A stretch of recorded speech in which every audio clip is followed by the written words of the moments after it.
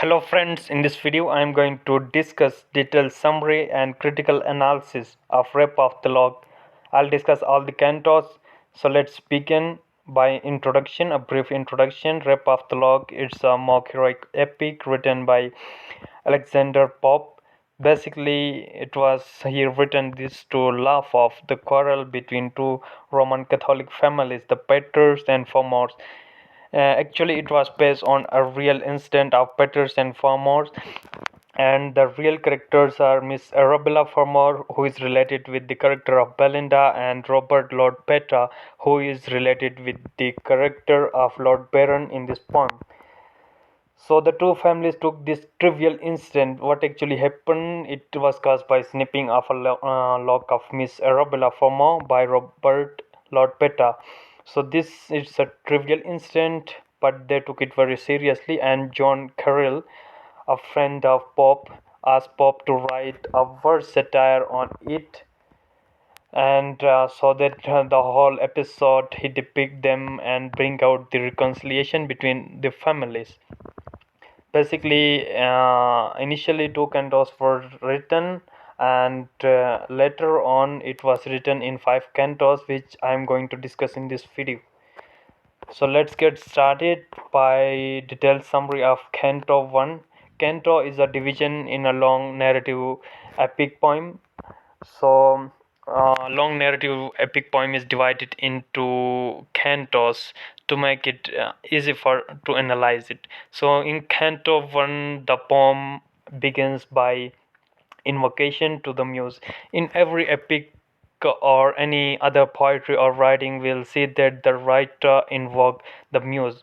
Muse were the goddess of art and poetry. So the writer first invoked muse to motivate him to write and finish the task. So here Pop do the same. He began Rap of the Log. It's a mock heroic epic, and his tone invoking the muse of poetry to inspire him to sing of this dire offense.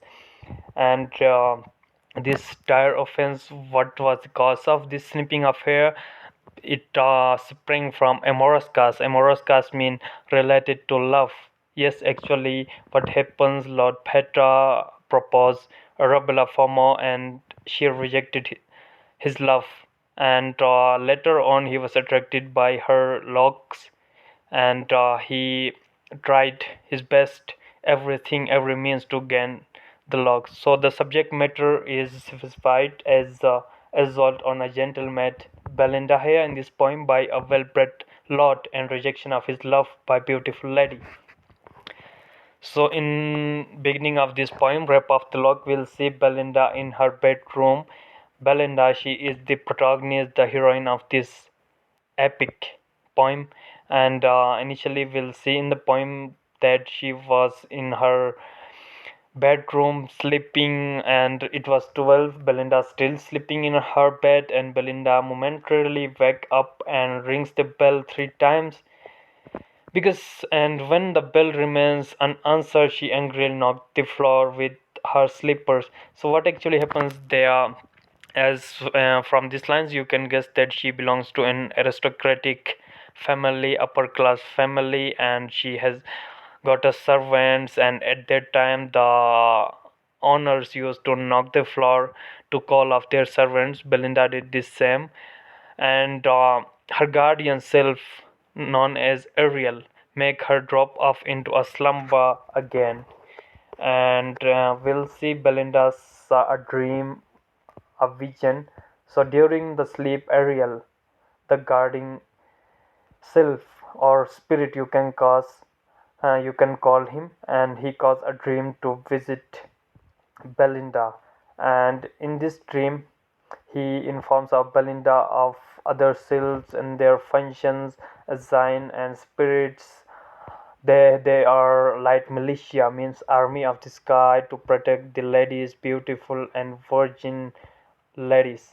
And when fashionable woman die, he in her dream, the Ariel described to Belinda that when fashionable women die, their souls dissolve into 4 elements, which are air, earth, water, and fire.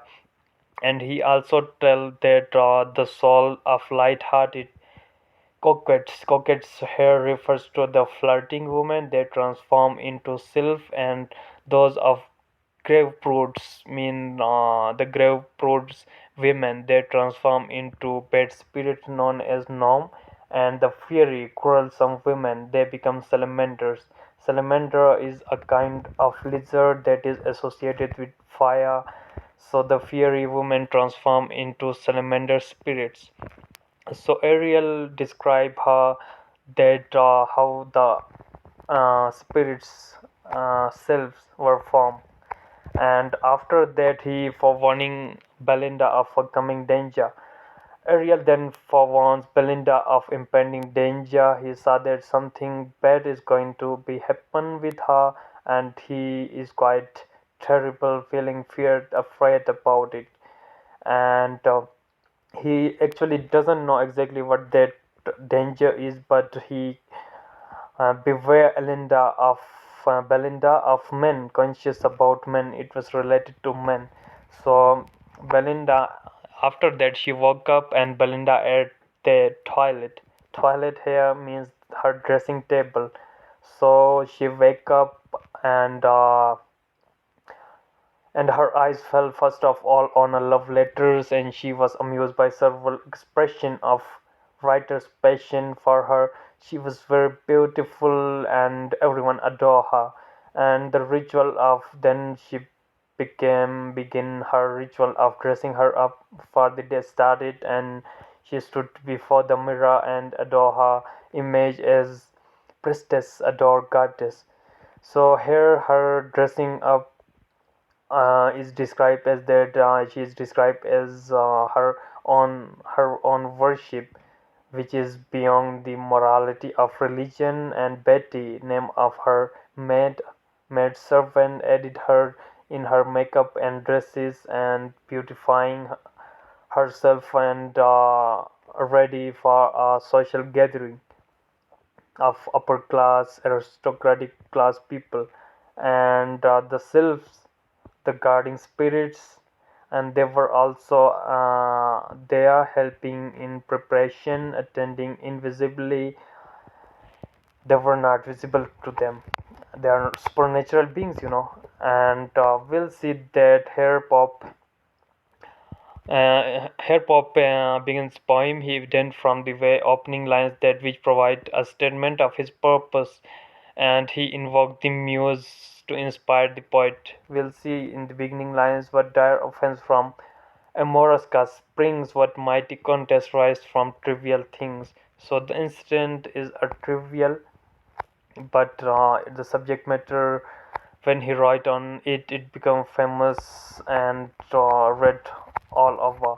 And these are some related lines, and how we will see that in some most of the epics, the how the writer used to invoke the muse. Homer's Iliad we'll see, and Virgil's Aeneid, and in Paradise Lost as well we'll see, and how Milton invoked the muse to write the epic.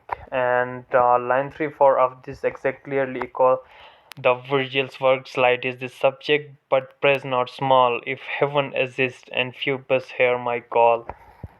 So these are taken from Virgil's work, and we'll see that the juxtaposition of the great things with trivial provides an apt comment on confused values of this age, especially the ones governing the idle aristocratic class. So this is all about Canto 1, and now we'll see Canto 2. In Canto 2, Belinda on a pleasure boat. She is going to Hampton Court. So she is on a boat on River Thames, and uh, the scene is described there. The sun began to shine, sparkling, and she is wearing a sparkling cross on her heart, conquers Jews and infidels alike. So, cross, you will see that it's a sacred symbol of Christianity, and so here Pops try to convey that Belinda wears it as an ornament, not a religious or sacred symbol. and the infidels, including Jews and pagans infidels, they got attracted towards it because Belinda wears it, and she smiles at everyone, and her eyes are luminous, bright as the sun. Compared with the brightness of sun, how beautiful she is, and she is so much beautiful that female errors she might make would instantly forgotten, and anyone looked at her face. Female errors here means the errors which are relative to gender. If male commit them, they are not considered error, and if female commit, they are considered an error. And for Belinda, it's exception that if she commits an error, she is exempted for it because she is so beautiful that by looking at her face they forget all these errors.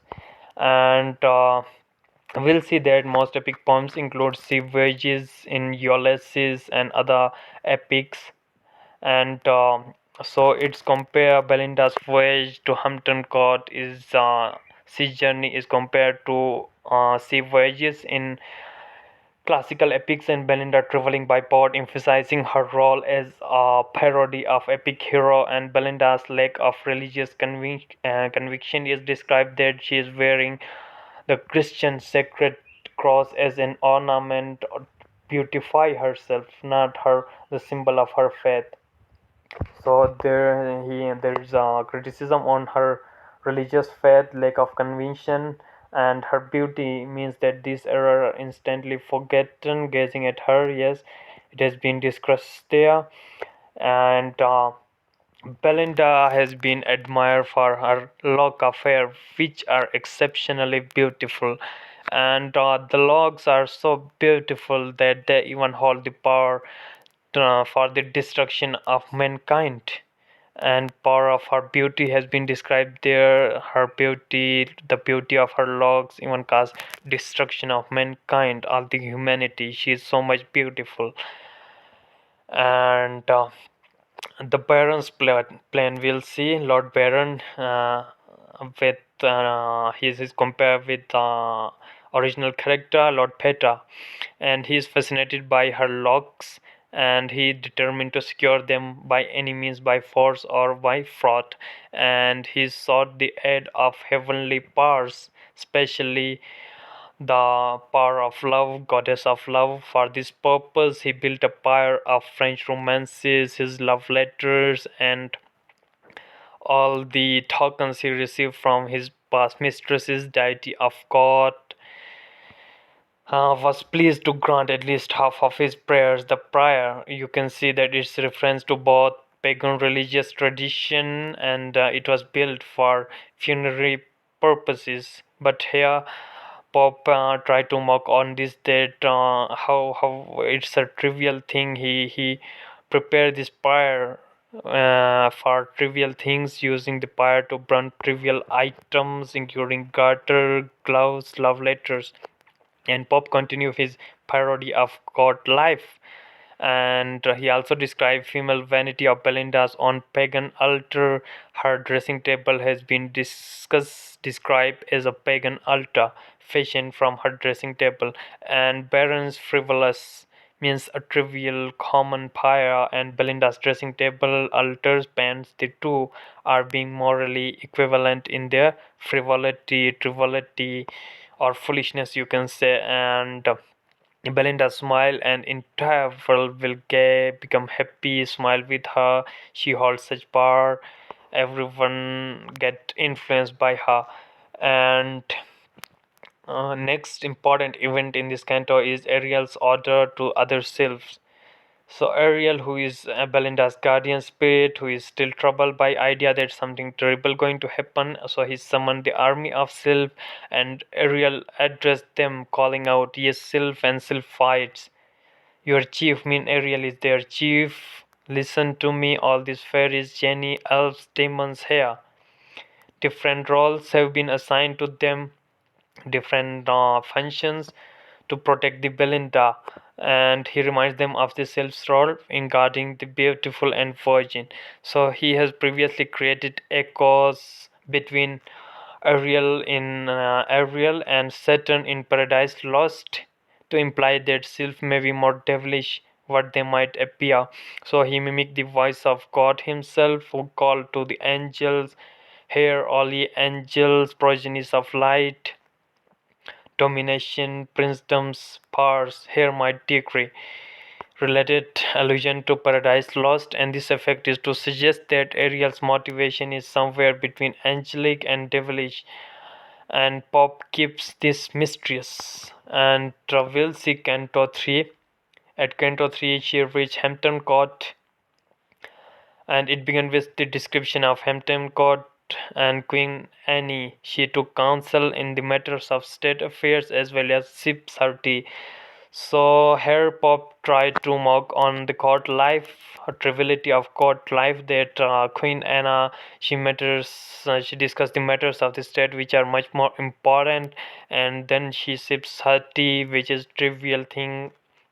And actually mock satire has been achieved in epic through this by comparing a very important event or thing to a trivial thing. So here we see that they discuss the reputation of beautiful women, talk scandals about many, conjecture the possible decline of some beauties from virtues, and subject of discussion also include trivial things such as ball parties, dinners, and the judges and the jurymen hastily decided the issues of life and death. As a result, the wretches hang that jurymen may dine. So they make hasty decisions, some important decisions in court. They take it hastily for their dinner. So they consider dinner more important than those decisions. So Pop actually laughs at them, mock satire on court life. And then Game of Ombre, it's a card game. So the sylphs glide down to perch upon the cards. So actually at Hampton Court, Belinda play Game of Ombre, the card game with two gentlemen, Lord Baron and another gentleman, and their rank correspond to the card values. So here we'll see that Pop's pattern of treating the events at court with the exaggerated seriousness for comic effect, emphasizing their triviality. And the sylphs are helping Belinda in this game, and Belinda's card drawn fought to combat. Here Pop described this game, compare this game with the combat in the classical epics, which are much more important at high stake, whereas this is a trivial game, and he compared it with important events in classical epics such as a combat. And he described the cards as a living kings and queens. So these are the names of cards of Belinda, Spediledo, Manilo, Busto, Plebeian. If you are familiar with the card game, you have a clear idea about them. But she took then plays the king of spades, which proved to be very successful, and Belinda is going to win. And here we'll see the great in epic classical epics that the important events, spectacular battles, clashes between civilization involve both mortals and gods. And we'll see in Homer's Iliad these important events, and Pop's description of the combat of card game offers a parodic imitation of this sort of epic struggle. And so he emphasized the silliness and self-importance of life at court. And then the barons began to dominate, and Belinda begins to worry whether she is losing the game. But the spirits were helping her, and to his surprise, she plays the King of Heart at last, and she won the game. As Belinda celebrates her success, the narrative voice laments how little mortals know of the future and disaster that is come on this victorious day.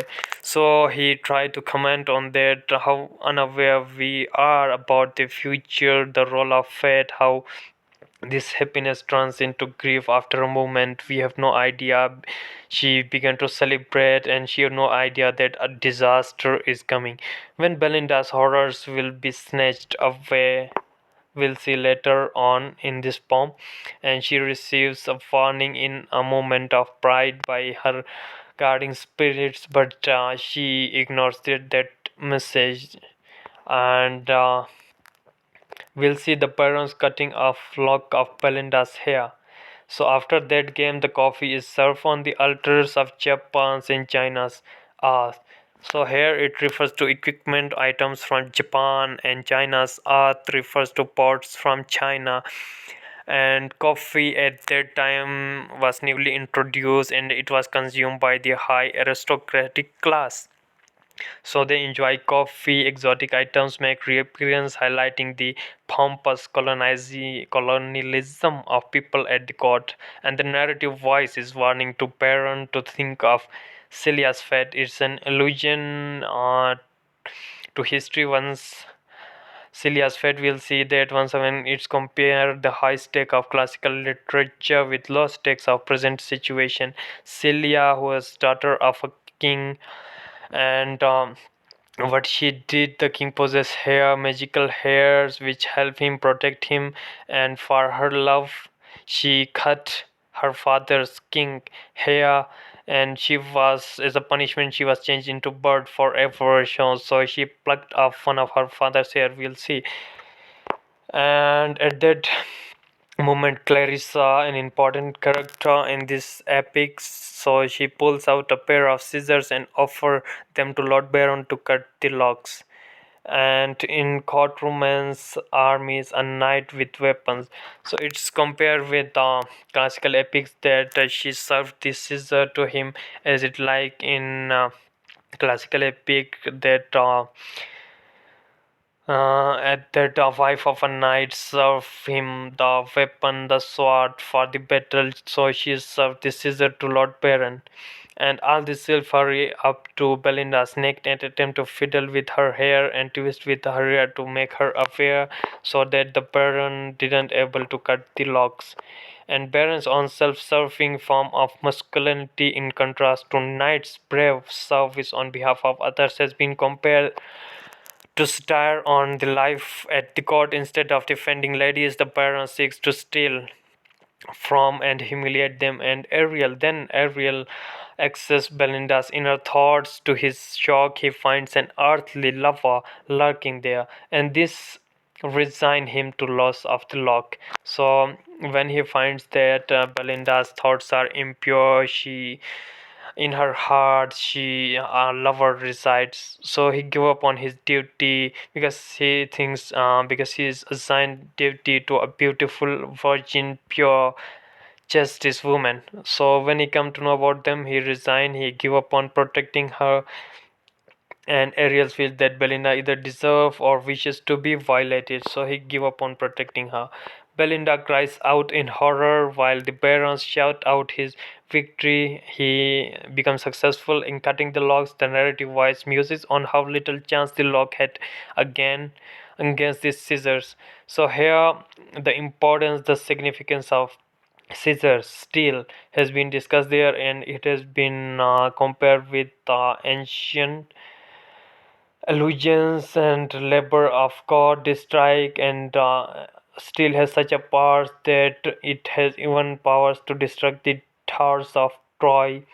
And this passage echoes book 6 of Milton's Paradise Lost, in which the archangels battle against the Satans, and Satan's being stabbed with a sword in this battle.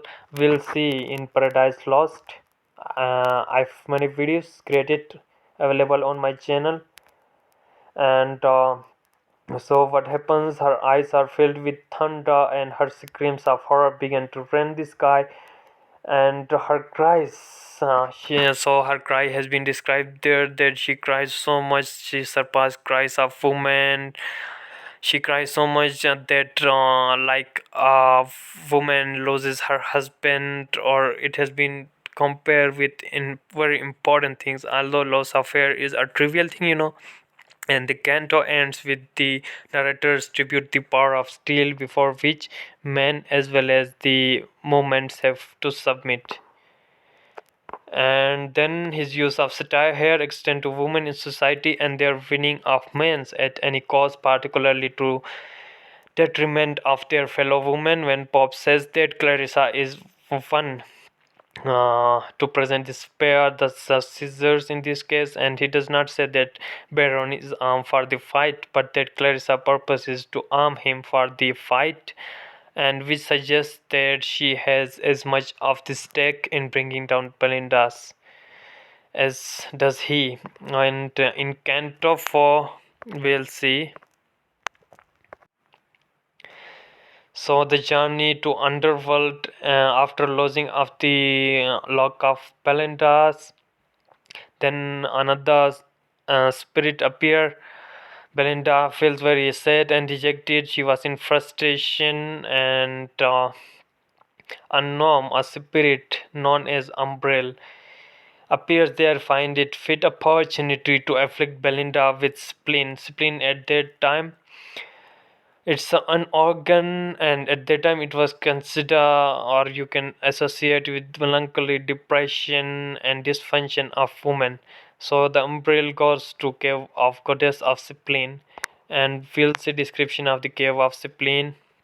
And spleen lies in her, so he goes underground to the cave queen of spleens, and she lies in her bed with pain in her side and ache in other side. So she, the queen of spleen, she is the cause of all the melancholy, depression, dysfunction of women. And two handmaidens are there, ill nature and affectations. Ill nature looks like old sphincter with wrinkles on her face and body, and she is wearing a dress black and white, black symbolizing the bitterness of her heart, whereas affectations, pretending on the other hand as a sickly appearance.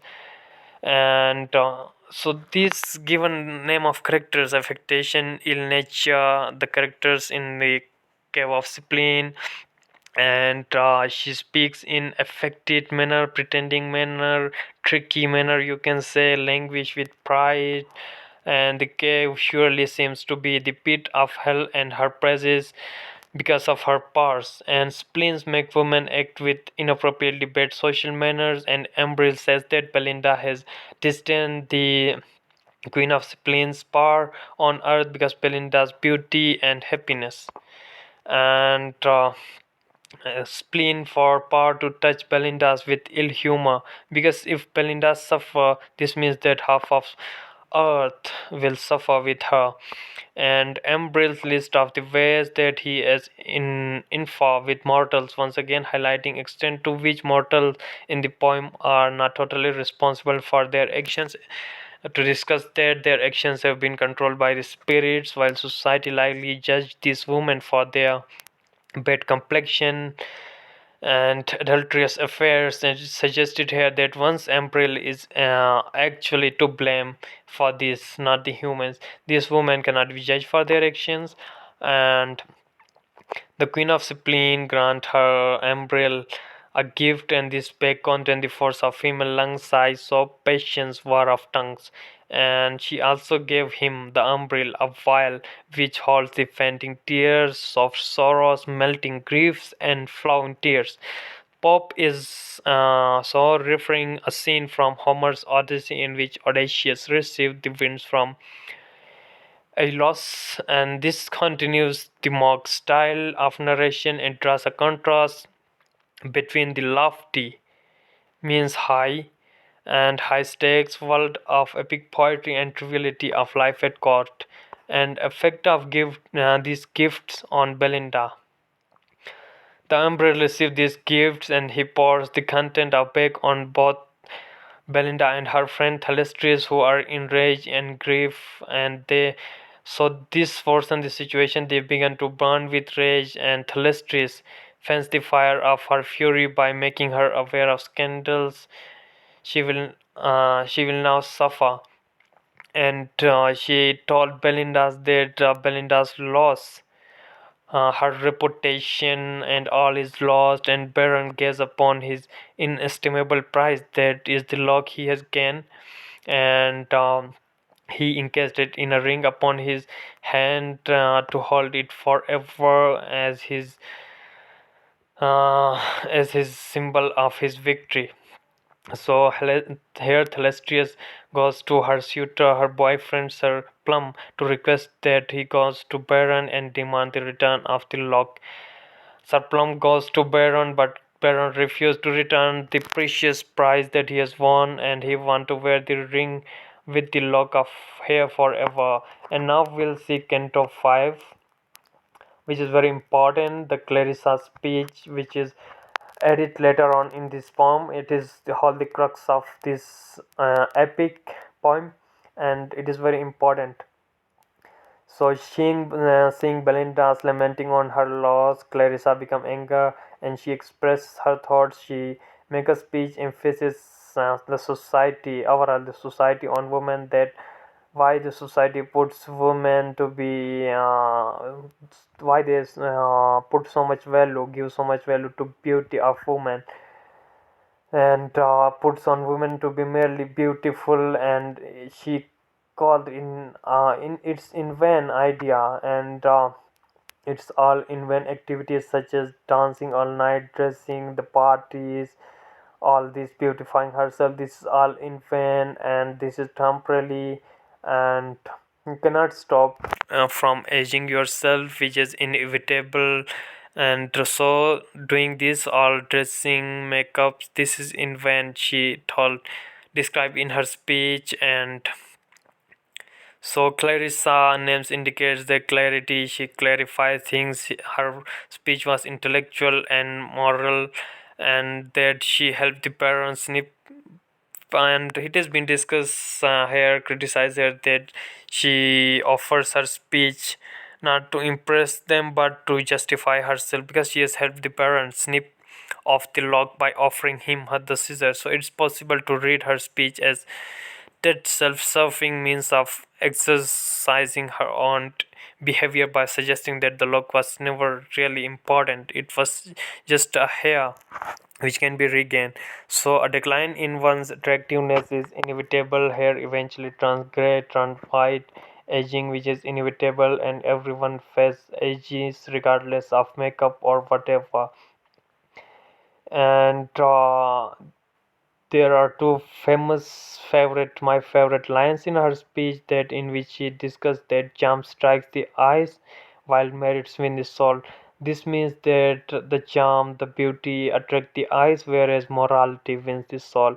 So she discussed in her speech that the beauty has no value, but actual value is of that of morality, intellectual well-being, and the virtuous. If you are, that words matter, beauty doesn't matter, and that's reality. And so Clarissa's speech ends here, that although her speech was very good intellectually and morally, but people don't like it. Belinda's frowns after Clarissa's speech. Celestius calls Clarissa as a prude, and then the battle between start Thalestris and Belinda's on one side, whereas their enemies Lord Baron and Clarissa on other side.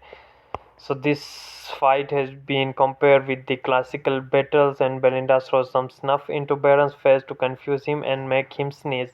And Baron's, as he draws deadly weapon from her side, and then she took a bodkin, which is a pin, and a history of that pin has been described there, how this pin came to Belinda through her grandparents. And speaker compared Belinda's pins with Agamemnon's spectre. So this pin has been compared with legendary, you can say, armor or war items that has a history. And Belinda's scream has been compared allusion to Shakespeare's Othello. Othello when he screamed for the return of Desdemona's handkerchief.